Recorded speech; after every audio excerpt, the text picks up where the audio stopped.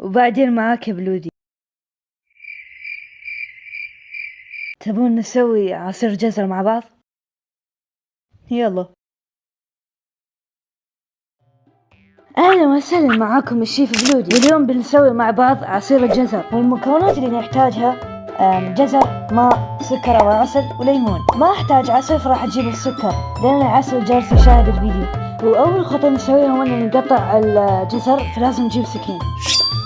السكينة غلط معليش. والحين نقطع الجزر، وبعد ما كملنا تقطيع الجزر لازم نحطه في الخلاط ونخلطه كويس.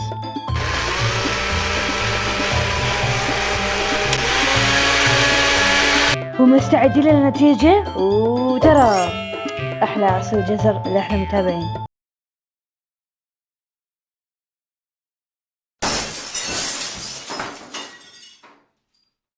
اوكي، كان العصير لذيذ نوعا ما. اول شيء دارية اني سحبت عليكم 6 اشهر على الرغم من كلامي وعلى اساس انه انا برجع اليوتيوب بشكل رسمي ومدري ايش، الا اني سحبت عليكم اكثر من مرة ونزلت فيديوهات على هذا الموضوع. فكلكم اكيد تسألون ليش انا جالس اسوي هذه الحركات واجلس اوهمكم باني راح ارجع، وما في فايدة من الموضوع اللي جالس اسويه غير اني جالس اعطيكم امل زائف. السنة الماضية انا كنت وزاري، والوزاري نوعا ما شبه مرحلة مهمة بالنسبة لي، والمرحلة اللي انا كنت فيها مرة سهلة بس لانها اول سنة وزاري فكنت احس ببعض الضغوطات وبعض الصعوبات. ما اقدر اكذب عليكم انها مرحلة كانت فيها ذكريات كثيرة واشياء حلوة مرة، وامتحانات الوزاري النهائية كانت مرة سهلة، لكن انا احب التصحيح. المهم، فانا بوقتها بامتحانات الوزاري عانيت من اشياء كثيرة وعانيت من بعض الضغوطات، وهذا الشيء اثر فيني بالعطلة بعد الامتحانات. صرت اشوف نفسي شخص ثاني واني تغيرت كثير افكار سيئة، ومن هنا بدأت اسوأ فترة بحياتي ممكن امر فيها. ما اقدر اتعمق في تفاصيل واقول لكم وش صار. كنت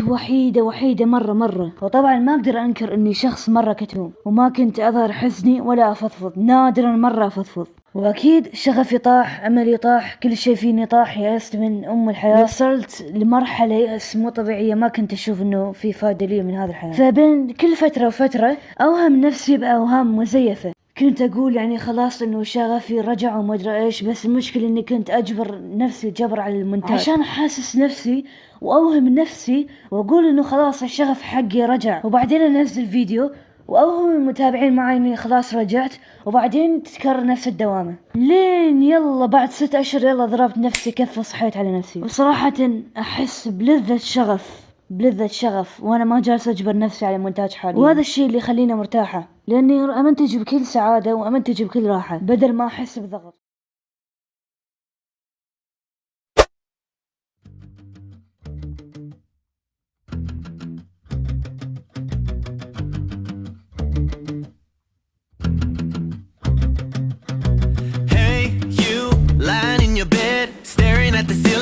Thought that you were dead.